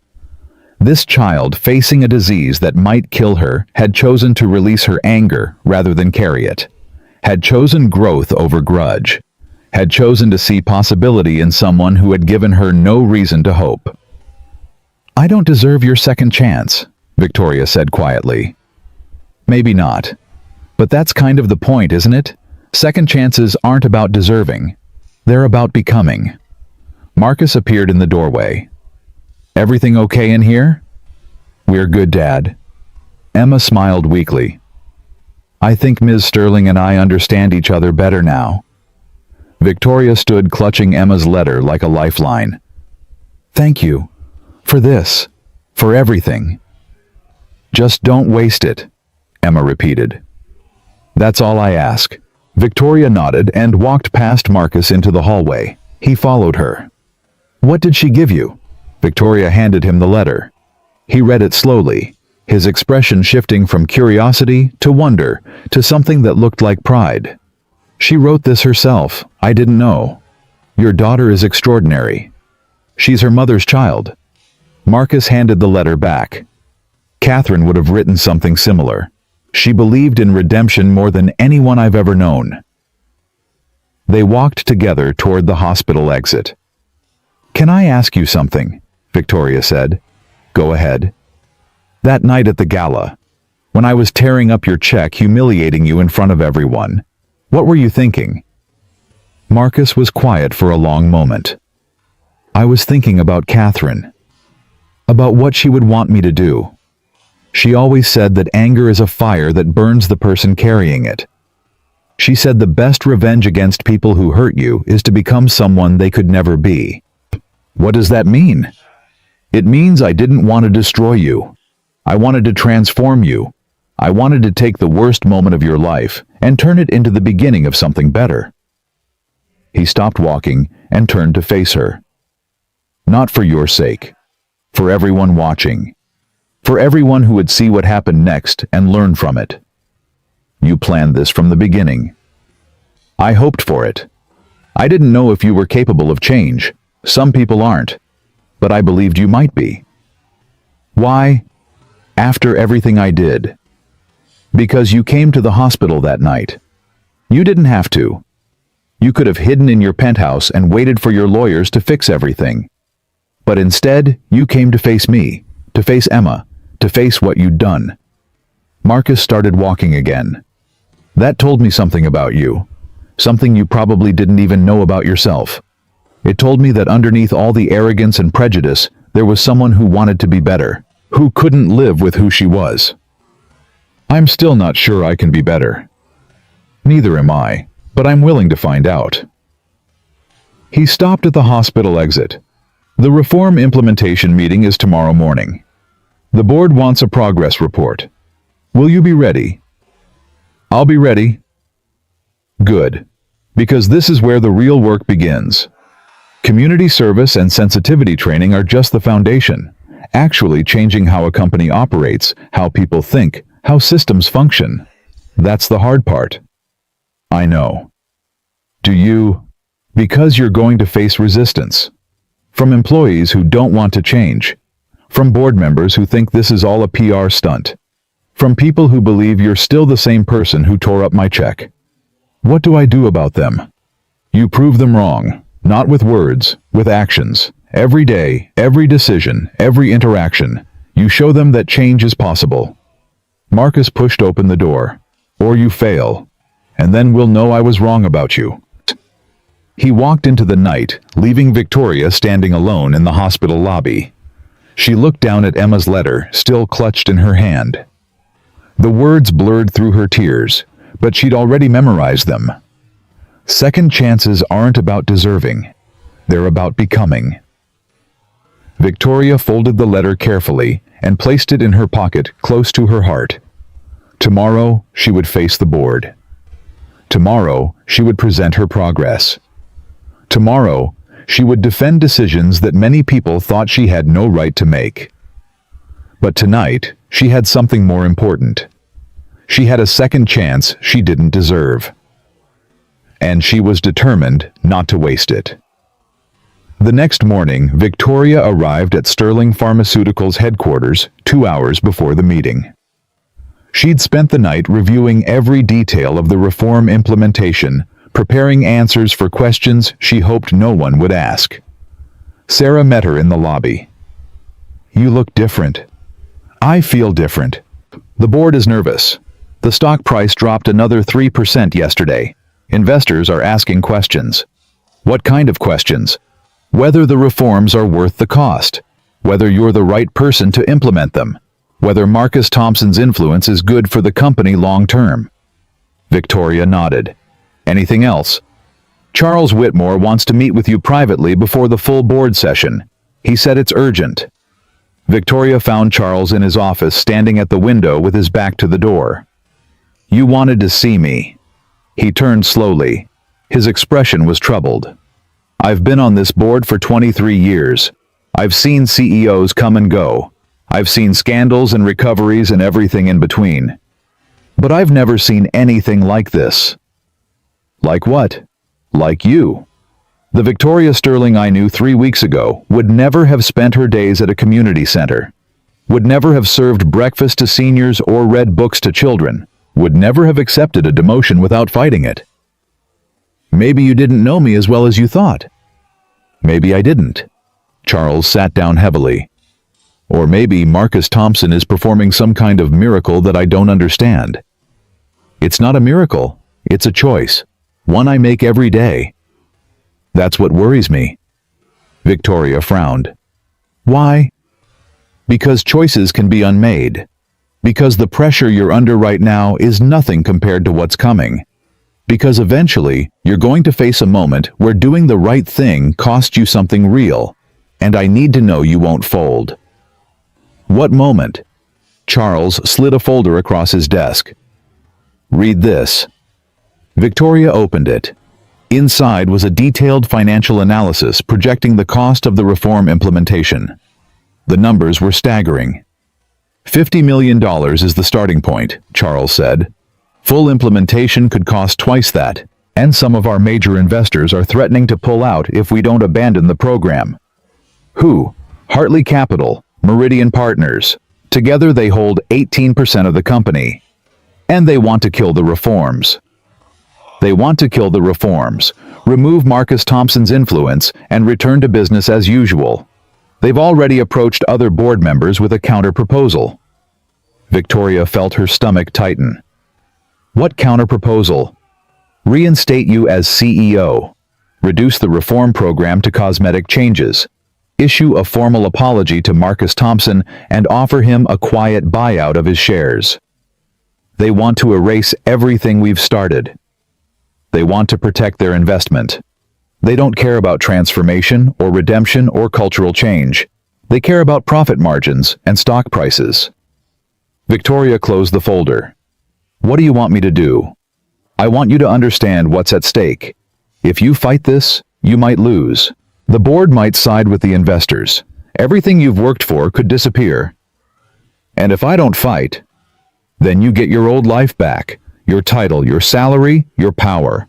All you have to do is agree that the reforms were a mistake and promise to return things to normal. Victoria stood and walked to the window. Outside Manhattan sprawled beneath her the same view she'd admired from her penthouse, the same city she'd thought she owned. 3 weeks ago I would have taken that deal without hesitation. And now I have a letter in my pocket from a 14-year-old girl who's fighting for her life.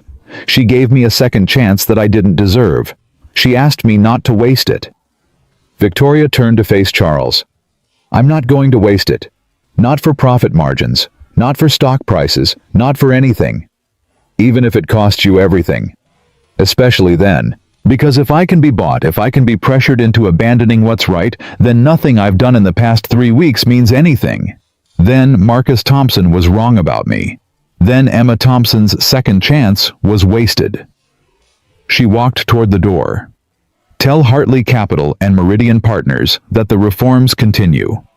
Tell them I'll present a full implementation plan to the board this morning, and tell them that if they want to fight me on this, they're welcome to try. Charles almost smiled. The old Victoria Sterling would never have said that. The old Victoria Sterling is dead. Victoria paused at the doorway. I killed her myself. She walked out without looking back. The board meeting started at 9 a.m. sharp. Victoria presented her progress report with a confidence she didn't entirely feel. The community center work, the sensitivity training sessions, the new hiring protocols already showing results, the customer service reforms reducing complaints by 30%. When she finished, Hartley Capital's representative, a sharp-eyed man named Richard Crane, raised his hand. Ms. Sterling, these reforms are costing this company significant resources. When do we see a return on investment? The return on investment is a company culture that doesn't humiliate customers based on their appearance. A workforce that respects everyone who walks through our doors. A reputation rebuilt on actions rather than press releases. Those are intangibles. I'm asking about numbers. Then here are your numbers. Victoria pulled up a new slide. Customer satisfaction up 22% since the reforms began. Employee retention up 15%. New account applications up 31%, with significant growth in previously underserved communities. She looked directly at Crane. Those are returns on investment. The question is whether you're willing to invest in doing the right thing or only in doing the profitable thing. In my experience, they're often the same thing. And in my experience, they're often not. Which is why we're having this conversation. Marcus Thompson, seated at the end of the table, spoke for the first time.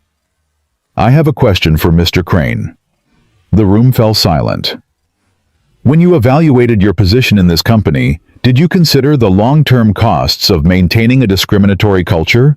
The lawsuits that were settled quietly, the talent that walked away, the customers who took their business elsewhere because they didn't feel respected? Crane shifted uncomfortably. Those are difficult to quantify. They're difficult to quantify because no one wanted to count them, because it was easier to pretend the problem didn't exist. Marcus stood slowly. I've invested $800 million in this company over 5 years. I did it anonymously because I didn't want my race to influence how my money was treated. And the night I showed up in person, the CEO of my own company called me a fraud and tore up my check. He let the silence stretch. That's the cost of the culture you're defending, Mr. Crane. That's what your profit margins purchased. The question is whether you want to keep paying that price or whether you're willing to invest in something better. The vote was held 30 minutes later. The reforms would continue. Victoria Sterling would remain as Chief Culture Officer. Hartley Capital and Meridian Partners could accept the decision or sell their shares. When the meeting ended, Marcus found Victoria in the hallway. You stood up to them, even knowing what it might cost you. Your daughter gave me a second chance. I couldn't waste it. Marcus nodded slowly. Catherine used to say that courage isn't the absence of fear. It's doing what's right even when you're terrified. I was terrified. I know. That's what made it courage.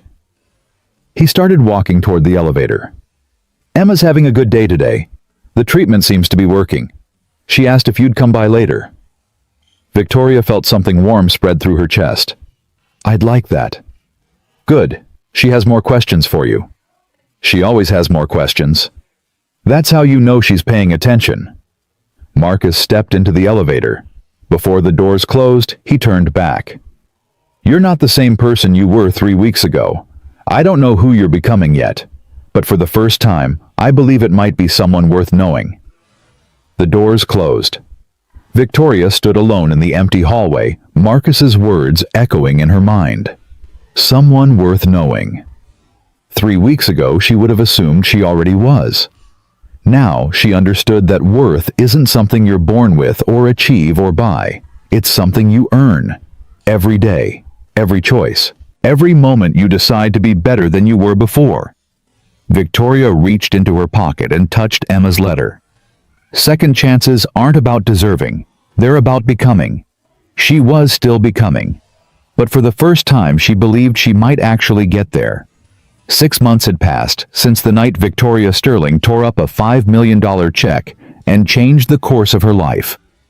She stood now in the lobby of Sterling Memorial Hospital, watching workers install the final letters of a sign she never thought she'd see. The Emma and Catherine Thompson Pediatric Center. Gold letters on white marble. A testament to 2 lives, one lost and one fighting, that had somehow redeemed her own. Marcus Thompson stood beside her, his hands in the pockets of the same simple suit he'd worn to the gala, the same scuffed shoes, the same quiet dignity that had survived her worst assumptions and emerged stronger. It's beautiful, Victoria said quietly. It's necessary, Marcus replied. Every child who walks through those doors will know that someone believed they were worth saving, that their life mattered enough to build something permanent. How's Emma today? She's in remission. Victoria turned to look at him, not trusting herself to speak. The doctors confirmed it this morning. 6 months of treatment and the cancer is gone. Not managed, not controlled, gone. Marcus's voice cracked slightly. She's going home next week. Victoria felt tears building behind her eyes. That's wonderful news. It's a miracle. One that wouldn't have happened without this hospital, without this research, without the funding that made it all possible. He paused. Funding that you tried to destroy. The words stung, but Victoria accepted them. She'd earned that reminder. She would carry it forever. I know. Do you really understand how close I came to losing her because of a woman who decided I didn't deserve respect? I understand. The night you tore up that check, Emma was scheduled for her first round of experimental treatment. The treatment that saved her life. If the research had been delayed, if the funding had been disrupted, if any single piece of the puzzle had been missing. He trailed off. Victoria closed her eyes. I'm sorry. I know that doesn't change anything, but I'm sorry. You're right. It doesn't change anything. Marcus turned to face her fully. But what you've done since then does. She opened her eyes. 6 months ago, you were a woman who saw a black man in cheap clothes and decided he was worthless. Today, you're a woman who spends 3 days a week at a community center teaching financial literacy to families who look nothing like you. You've implemented reforms that have changed how hundreds of employees treat thousands of customers. You've faced down investors who wanted to kill everything we've built. You've become someone different. I'm still becoming. We all are. That's the point. Marcus gestured toward the sign being installed above them.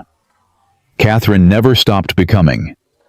Even at the end, even when she knew she was dying, she was still learning, still growing, still trying to be better than she was the day before. She sounds remarkable. She was. She would have liked you. The person you are now, I mean. Not the person you were. Victoria almost smiled. I wouldn't have liked that person either. Then why were you her for so long? The question caught Victoria off guard. She'd spent 6 months examining her actions, her assumptions, her prejudices, but she'd never really asked herself why she'd become someone she now despised. I think I was afraid. Of what? Of being seen as weak, of being dismissed the way I dismissed others, of losing the power I'd spent my whole life building. Victoria shook her head slowly. I thought if I was hard enough, cold enough, judgmental enough, no one could ever hurt me. No one could ever look down on me the way I looked down on them. And now I understand that the walls I built to protect myself were actually a prison. I was so busy defending myself from imaginary threats that I couldn't see the real damage I was doing, to others, to myself. Marcus nodded slowly. Catherine said something similar once. She said that fear makes us small. It makes us cruel. The only way to grow is to let go of the fear and trust that we'll survive whatever comes. Did she survive? No, but she died without regret. She died knowing she'd lived fully loved completely and left the world better than she found it. He paused. Can you say the same? Victoria thought about the question seriously. Not yet, but I'm working toward it. That's all any of us can do. The workers finished installing the sign. Emma and Catherine Thompson Pediatric Center. The letters gleamed in the morning light, a permanent reminder of what love and loss and redemption could build. There's a dedication ceremony next week, Marcus said. Emma wants to speak. She's been writing her speech for a month. I'd like to be there, if that's appropriate. It's appropriate. You're part of this story now, whether you wanted to be or not. I never wanted to be, but I'm grateful that I am. Marcus pulled a small envelope from his pocket. Emma asked me to give you this. She said you'd understand. Victoria took the envelope. Inside was a single photograph. Emma standing in her hospital room, thin but smiling, holding a handwritten sign that read, "Second chances aren't about deserving. They're about becoming. Thank you for not wasting yours." Victoria's hands trembled. I don't deserve this. No, you don't. But that's what makes it meaningful. Marcus started walking toward the hospital entrance. Come on, Emma's been asking about you all morning. She wants to show you something. They rode the elevator to the 4th floor in silence. Victoria clutched Emma's photograph like a talisman proof that transformation was possible, even when it seemed impossible. Room 412 looked different now. The medical equipment had been removed. The IV stands were gone.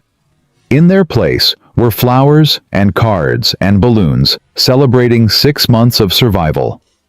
Emma sat cross-legged on her bed, her hair growing back in soft curls. Her color returned, her eyes bright with life instead of fear. You came. Your father said you wanted to see me. I wanted to show you something. Emma held up a thick folder. I've been collecting these for months. Every letter, every email, every message from people who watched what happened at the gala and were inspired to change something in their own lives. Victoria sat down in the chair beside the bed. How many are there? Thousands, from all over the world. People who saw the video and realized they'd been making the same assumptions you made. People who looked at their own prejudices and decided to do something about them. Emma opened the folder and pulled out a letter at random. This one's from a teacher in Ohio. She says she watched the video and realized she'd been treating her black students differently than her white students. Not consciously, but consistently. She's completely changed how she approaches her classroom. She pulled out another letter. This one's from a bank manager in Texas. He says he saw what happened to my dad and felt sick because he'd done similar things.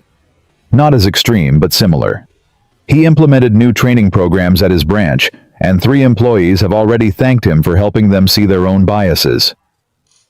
Letter after letter, story after story. A ripple effect spreading across the country and beyond. You see, Emma looked at Victoria with an intensity that belied her 14 years. What happened that night was terrible. What you did was wrong. But look what came out of it. Look how many people changed because they saw you fail and then watched you try to become better. I didn't do this. You did. Your father did. We all did. That's the point. Emma set the folder aside. My mom used to say that every action creates ripples. Good actions create good ripples. Bad actions create bad ripples. But sometimes, if you're brave enough, you can transform bad ripples into good ones. Your mother was very wise. She was. And she would have told you something else too. What's that? She would have told you that forgiveness isn't about the person who hurt you. It's about the person doing the forgiving. It's about choosing to release the weight so you can move forward. Emma took a deep breath. I forgive you, Ms. Sterling, for what you did to my dad, for the humiliation, for the assumptions, for everything. Victoria felt the words wash over her like a wave breaking something loose inside her chest that she hadn't even known was frozen. I don't deserve your forgiveness. I know, but I'm giving it anyway, because carrying that anger was making me heavy, and I want to be light. Emma smiled, and for a moment she looked exactly like the photographs of her mother. Besides, you've earned it, not with words, with actions, 6 months of actions. Victoria couldn't speak. Tears streamed down her face, unchecked. Marcus stood in the doorway watching his daughter offer grace to the woman who had tried to destroy him. His eyes glistened. Catherine would be proud of you, he said softly. I know, Dad. She's why I can do this. Emma turned back to Victoria. There's one more thing I want to show you. She pulled out her laptop and opened a video file. I've been working on this with my dad. It's a documentary about what happened. The gala, the aftermath, the reforms, everything. We're releasing it next week on the same day as the dedication ceremony. Victoria watched the opening frames. Her own face twisted with contempt, tearing up Marcus's check. The scattered pieces falling at his feet. The crowd laughing. The live stream comments scrolling. I don't know if I can watch this. You need to, because it doesn't end there. The video continued. The revelation. The board meeting. Victoria's tearful apology at the press conference. Then footage Victoria had never seen. Community center workers talking about her transformation. Customers sharing stories of being treated with dignity at Sterling Pharmaceuticals branches. Employees describing how the new training had changed the way they saw the world. And finally, Victoria herself, elbow deep in dishwater at the community center, laughing with Mrs. Patterson reading to children mopping floors without complaint. That's who you're becoming, Emma said. That's what transformation looks like. Not perfect, not finished, but real. The video ended with Emma's face thin and tired but radiant with hope. My name is Emma Thompson. 6 months ago, a woman humiliated my father in front of the world. She tore up his check. She called him a fraud. She tried to have him arrested. And then something extraordinary happened. She changed. Not because she had to, not because she was forced, because she chose to become someone different. If she can do it, so can you. So can all of us. Change isn't about being perfect. It's about being willing to try. The screen went black. Victoria sat in stunned silence. "We've already had interest from 3 major networks," Marcus said. "They want to broadcast it nationally, potentially internationally." "Why are you showing me this?" "Because I want your permission," Emma said. "The documentary includes footage of your worst moment. The moment you're probably most ashamed of. I won't release it without your consent." "You don't need my consent. That footage is public. You can use it however you want." "I know. But I want your consent anyway. Because that's what respect looks like." Emma's eyes met hers. "That's what you've been learning all these months. That everyone deserves to be asked. Everyone deserves to have their dignity considered." Victoria looked at the frozen frame on the laptop. Her own face twisted with ugly assumptions captured forever in digital clarity. "Release it." "Are you sure?" "Yes. Because that person existed. I can't pretend she didn't. And if showing her worst moment can help even one person recognize themselves and choose differently, then the humiliation is worth it." Emma smiled. "My mom would have liked you." "Your father said the same thing." "Then it must be true." The dedication ceremony took place on a bright Saturday morning 1 week later. Hundreds of people gathered in the hospital lobby beneath the gold letters spelling out Emma and Catherine Thompson Pediatric Center. Marcus stood at the podium looking out over a crowd that included hospital staff, community members, business leaders, and dozens of children who had been treated in the very wing being dedicated. 5 years ago, my wife Catherine was diagnosed with Hartman's disease. She fought it for 3 years before it finally took her from us. But in those 3 years, she taught me something that I've tried to live by every day since. He paused, gathering himself. She taught me that our worth isn't determined by our circumstances, not by our jobs or our clothes or the color of our skin. Our worth is determined by how we treat others, by the compassion we show, by the bridges we build instead of the walls we construct. His eyes found Victoria in the crowd. She also taught me that everyone deserves a second chance, not because they've earned it, not because they deserve it, but because redemption is the most powerful force in the human experience. When we give someone the opportunity to become better, we're not just changing them. We're changing ourselves. We're declaring that we believe in the possibility of transformation. He gestured toward the sign above him. "This center is named for 2 people I love. My wife, who believed in second chances even when she was dying, and my daughter, who has shown more grace at 14 than most people show in a lifetime. They are the reason I'm standing here today. They are the reason any of this exists." Marcus stepped back from the podium. "Now I'd like to introduce someone who has learned the hard way what second chances really mean. 6 months ago, she tore up a check meant for this hospital. Today, she's helped build something that will save lives for generations. Ladies and gentlemen, Victoria Sterling." The applause was scattered, uncertain. Many people in the crowd had seen the video. They knew what Victoria had done. They weren't sure she deserved to speak. Victoria walked to the podium on legs that trembled slightly. She looked out over the crowd, faces she recognized, and faces she didn't, all waiting to see what she would say.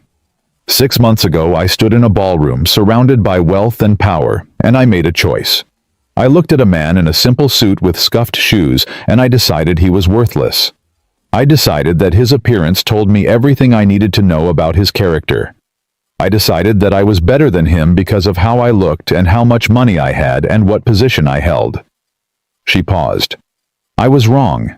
Not just factually wrong, morally wrong, spiritually wrong. Wrong in every way a person can be wrong.